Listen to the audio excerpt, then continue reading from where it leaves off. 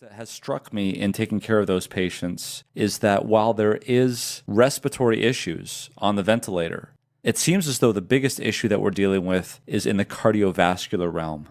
It seems as though a lot of the patients that I'm taking care of are succumbing to cardiovascular complications such as myocardial infarction or blood clots, rather than the inability to ventilate. And we'll talk more about that later.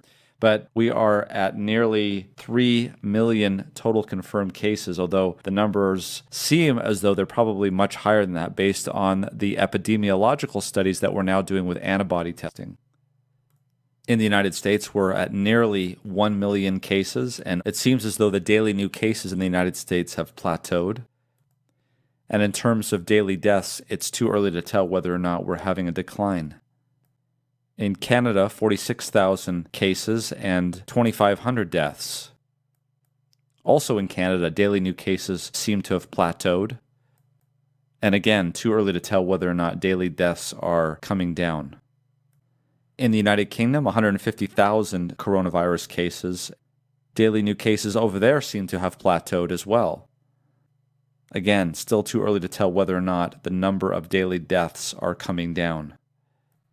In Australia, almost 7,000 cases and 83 deaths.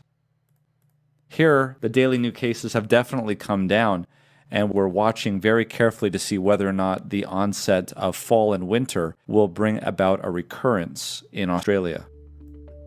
I know there were a lot of questions last time about hydroxychloroquine and the review that we did on a number of the trials, and the questions were related to why zinc was not included in the trials. For those of you who are interested in the intensive care unit that I work in, we use hydroxychloroquine and azithromycin and zinc supplementation.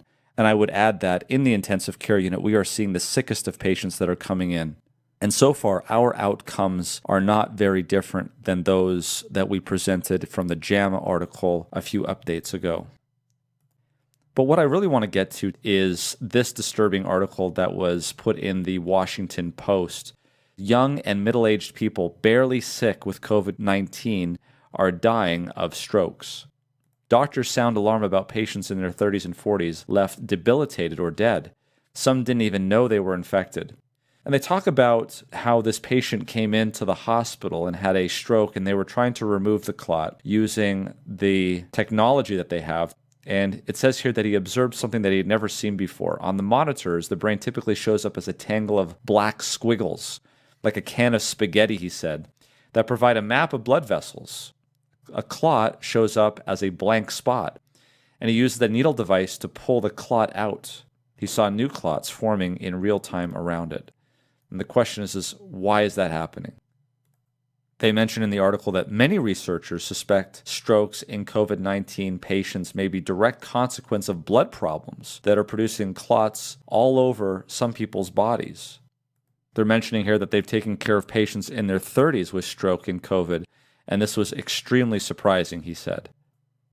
Many doctors expressed worry that as the New York City Fire Department was picking up 4 times as many people who died at home as normal during the peak of infection, that some of the dead had suffered sudden strokes. The truth may never be known because few autopsies were conducted. So finally, someone is trying to do some research. Dr. Chow is hoping to answer such questions through a review of strokes and other neurological complications in these COVID-19 patients. There was an interesting case study in thrombosis research that was accepted only a couple of weeks ago. And it goes through and talks about an interesting case. A case which is not unusual and one that I have seen many times in the intensive care unit with COVID-19.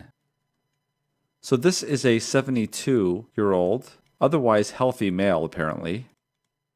And 6 days after admission to the hospital, the patient started to decompensate and went into ARDS, acute renal insufficiency, and had altered level of consciousness, which required the patient to need to go to the intensive care unit. One of the things that they measured was something called a D-dimer. And on that first day, the D-dimer was 0.69, which is just barely elevated. But 4 days later, it was 2.55. 11 days into it, it went to 2.81. 21 days later, it was 20.63. And this is pretty high. And this is actually what I've been seeing in my COVID-19 patients as well. Then at day 24, came back down.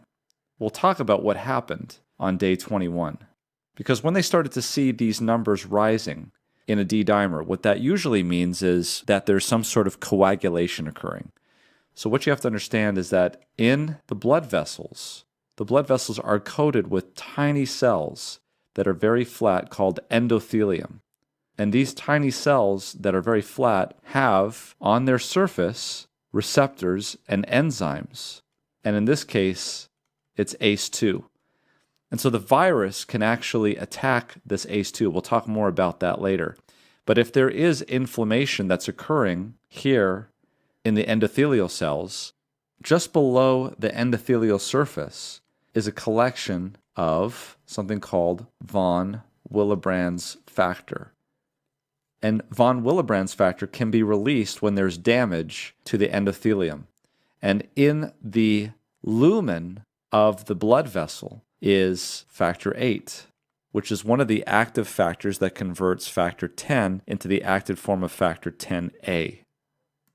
It can get confusing talking about coagulation factors, but the key that I want you to understand is that von Willebrand's factor is subendothelial, and it can get into circulation, and it is a procoagulant.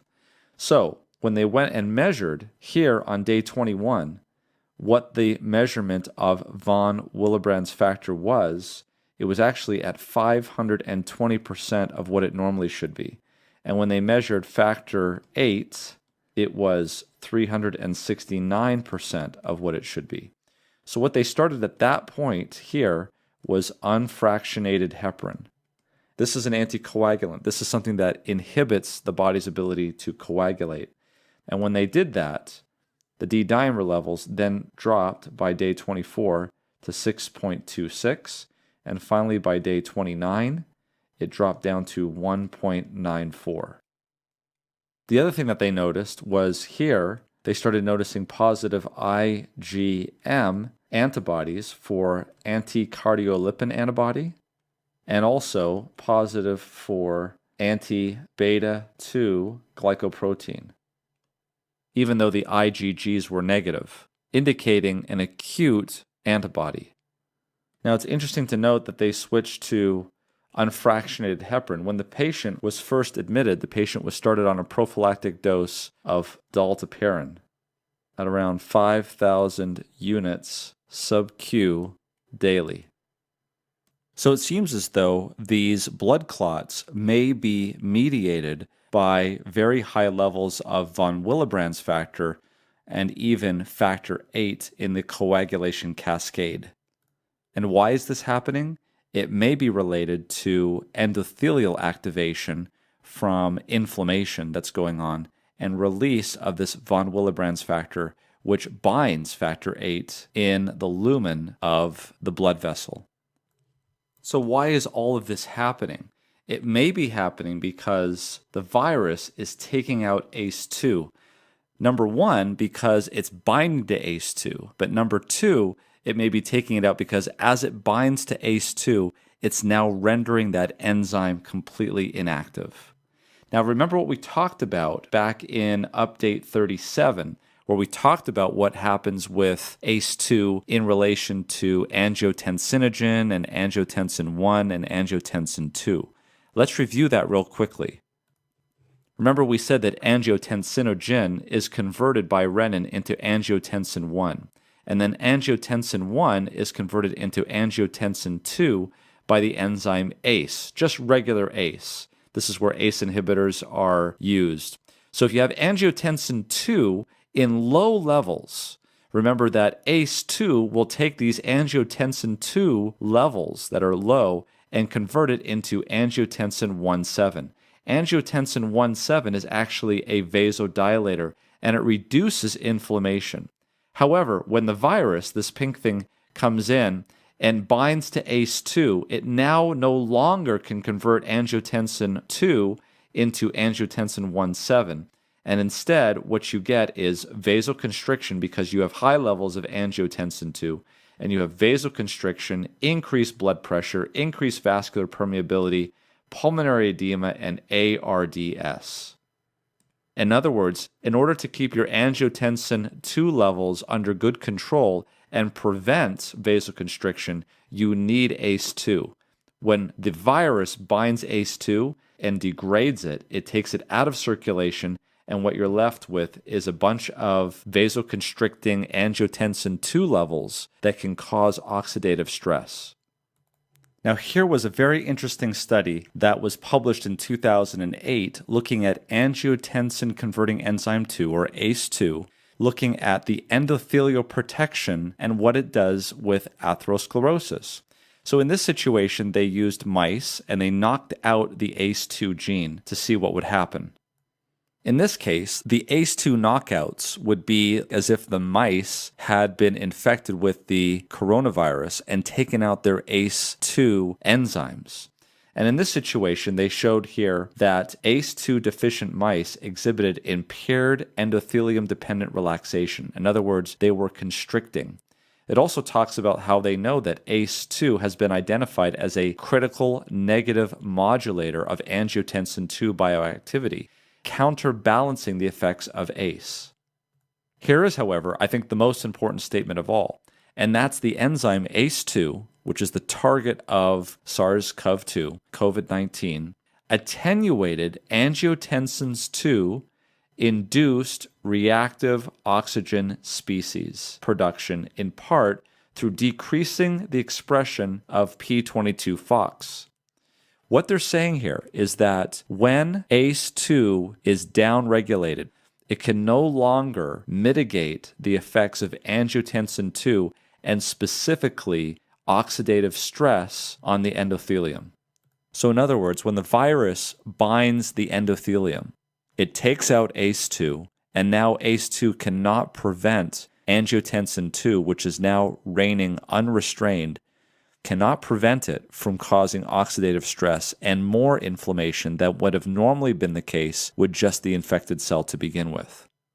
Finally, they conclude, these data indicate that ACE2, in an angiotensin 1,7 dependent fashion, in other words, through angiotensin 1,7, functions to improve endothelial homeostasis via a mechanism that may involve attenuation of NADPH-OX-induced reactive oxygen species production. Now let's just unpack that. NADPH oxidase is an enzyme that takes oxygen and adds an electron to it to make superoxide. Superoxide can damage cells very quickly, and it's used by neutrophils to kill bacteria. But there is also another version of NADPH oxidase, which is found in vascular cells. So in an infection with the SARS-CoV-2 virus, where you do not have the ACE2 enzyme, you're going to have NADPH oxidase reigning unrestrained because there is no angiotensin 1,7.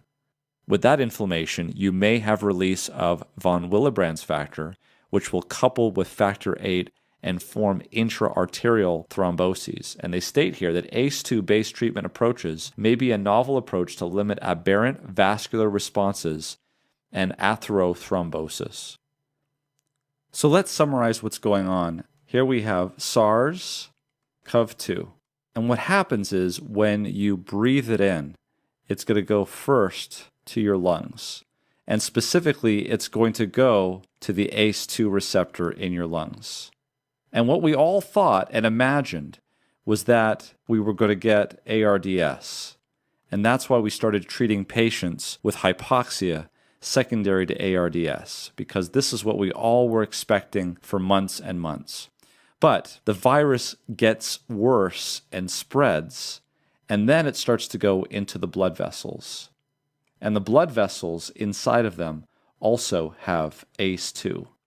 And what happens is when it goes to ACE2, now we have unopposed angiotensin II.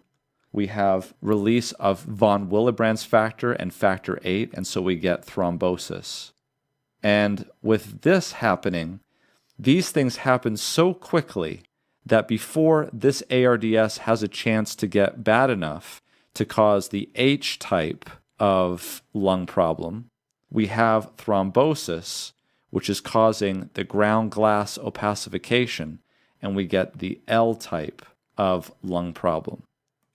And the final common denominator in this process over here, which seems to be taking most of the patients in the intensive care unit, is a process known as oxidative stress.